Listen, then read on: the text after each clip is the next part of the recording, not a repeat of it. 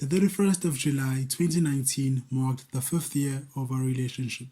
The number 5 symbolizes God's grace, goodness, and favor towards humanity. 5 years may seem like a lot, but it isn't when you're having fun. I love you, Papa. I love you too.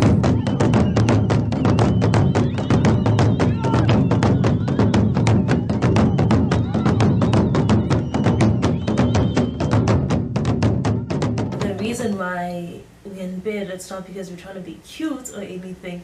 Kuyabanda. It's freezing cold. Kuyabanda.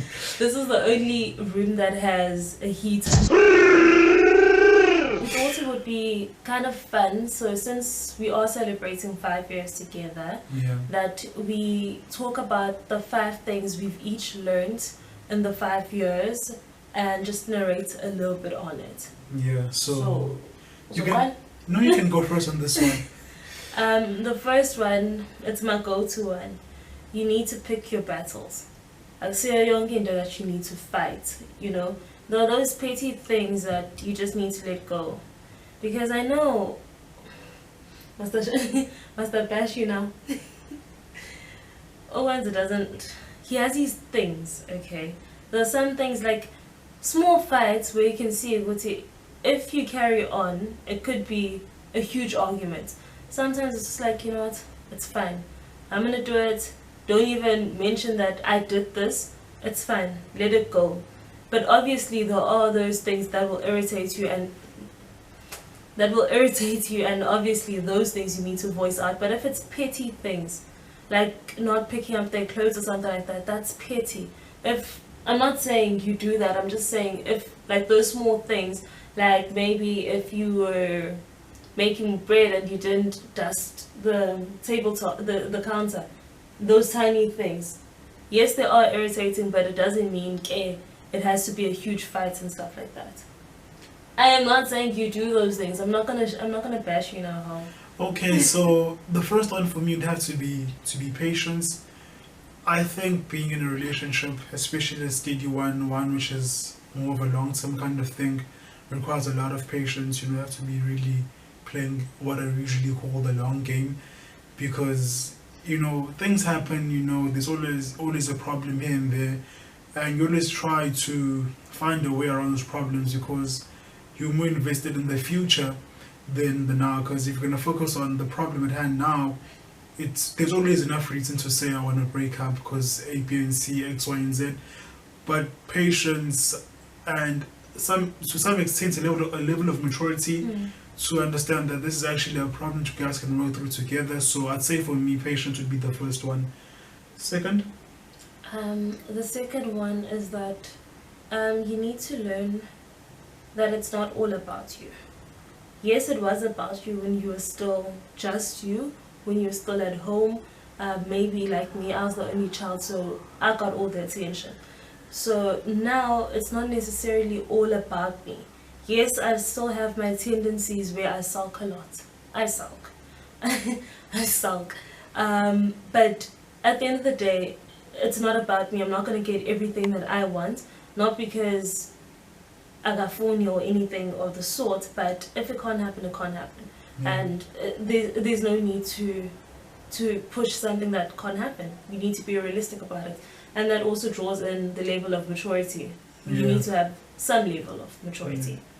Second for me would be, it's linked to what you just said now, and it's about sacrifice. So you say it's not always about you, and sometimes you need to understand that, look, as much as you want maybe to do activity X or engage in activity Y, you need to understand that for the good of my relationship, for the good of our relationship, and to maintain such a level of respect between the two of you, it's best that you try sacrifice some things for a greater good, if I can call it that. Your happiness, the stability of the relationship, that kind of thing. So there's some requirement of sacrifice involved in a relationship, especially one which is future orientated.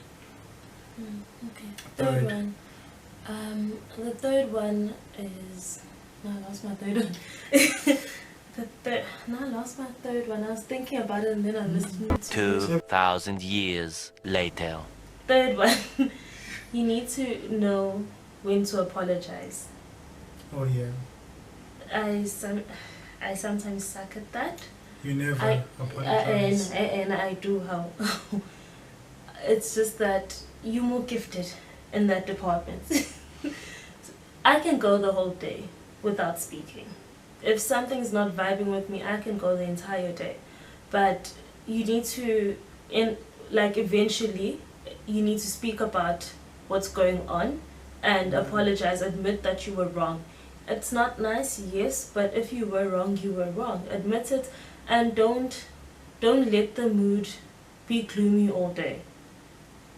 True. Because if it's gloomy now, we can't let it run the whole day. Yeah. It's gonna mess up the entire thing. Because if, let's just say you fight in the morning, now you still have school, you have work, you have your other commitments, you're gonna meet people, all of this, you're gonna do it, but while at the back of your head, you're gonna know that I'm not speaking to so and so. And it's gonna make your interactions with other people and your other commitments not as fun anymore. So yes, you're gonna fight, but then throw a joke so that you can lighten up the mood. I have a like-hate relationship with being tickled, so that sometimes works. Yeah. For me, this is probably not the most profound point or deepest of points or whatever you wish to call it, or philosophical if you wish. But the third thing I've learned is that your clothes are not yours, especially in my case. So everything from my t-shirts, Okay. my hoodies, my jackets,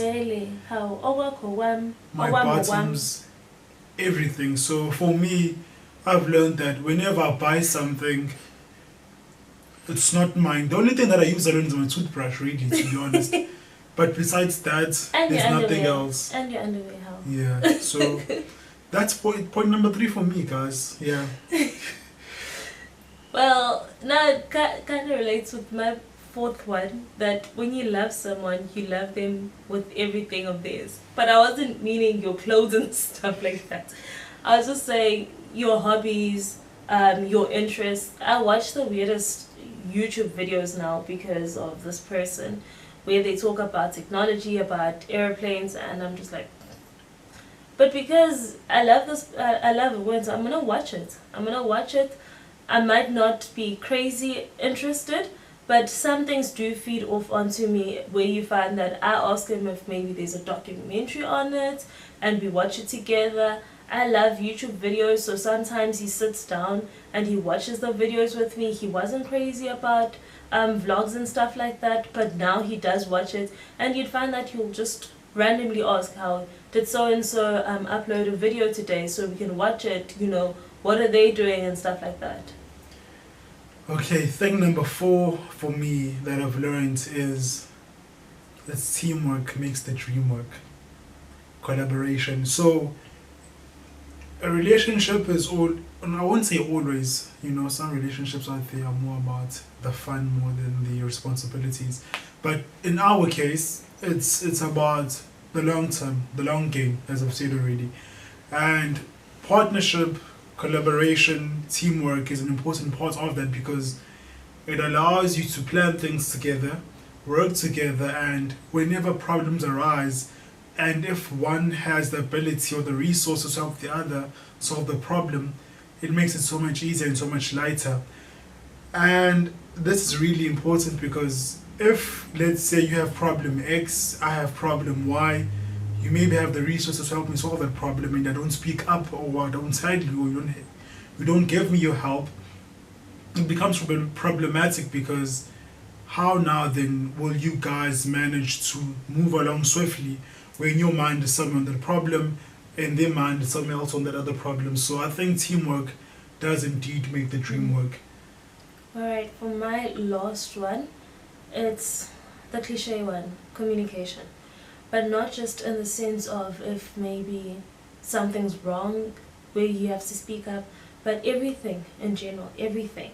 Yeah. Finances, yes, the relationship might be young, but I think we started speaking about our finances the time we decided that we doing this relationship thing forever.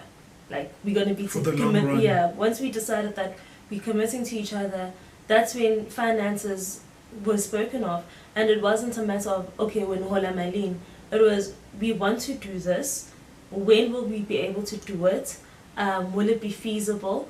Even now, if I want something, yes I'm working. I have my own finances, but since we are together and we have goals that we have spoken about together, he knows that I want to do a certain thing and I have my limits. I have like my expiry date for me to achieve this. So we take it into consideration when we're looking at our finances. If I don't have the money, it's not that I'm going to ask him, but since he knows, he will just offer on his own. Same goes this way. And we don't have this thing of, this is my money, that's your money. Yeah. If kukhona shodayo and you remember, it's not ukuthi who is supposed to do it. You pay for it. You pay for it. If he takes my card and he pays for something and I see a transaction go out, I might ask that did you use my card because we need to be safe. I might ask, but I'm not going to ask, okay, what were you doing with it? I don't care, seriously.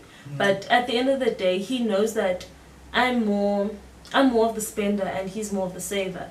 So obviously I need to be humble enough to tell him that, okay, please save so and so. We're planning on moving, so please save. Please guide us in terms of the moving part. I will do more of the buying and the planning in terms of what do we need, how much does it cost. I come back, I tell him so that he knows how much we need to save and we do it together. He doesn't save his own, I don't spend my own, it's a joint thing. Yeah. And with that for me is planning, because as she said, she's more of the spender, more of the planner. So when you make plans, don't just make plans unanimously. You have to communicate and say, okay, we want to engage in activity X or do activity Y. So let's plan, okay, we're going to do maybe something in December. It costs X amount of money, so you need to save maybe Z amount of money every month. We need to get tickets this day, pay for an apartment that day or a place to stay on that day. So planning together, as a couple, not just as individuals, because now then you're going to plan a trip on your own to destination Y, and come the day to leave, I haven't saved any money for that, so I can't really contribute anything towards that. So if we can work together, plan something, that way it becomes more seamless, more easier, more distributed between the two of us, and it's much easier. So I think it doesn't seem like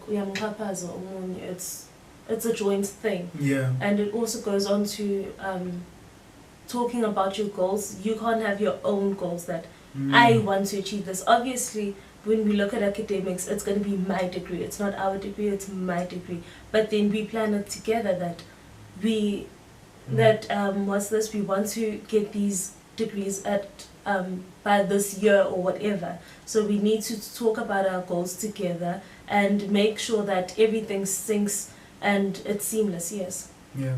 So anyway, guys, that's it from us. The 5 things we've learned in the 5 years of being together. If you enjoyed the video, please like it. Feel free to comment, to share the video, and also to subscribe and ring the notification bell and put it on. And yeah, thanks for watching, guys. Bye. Bye.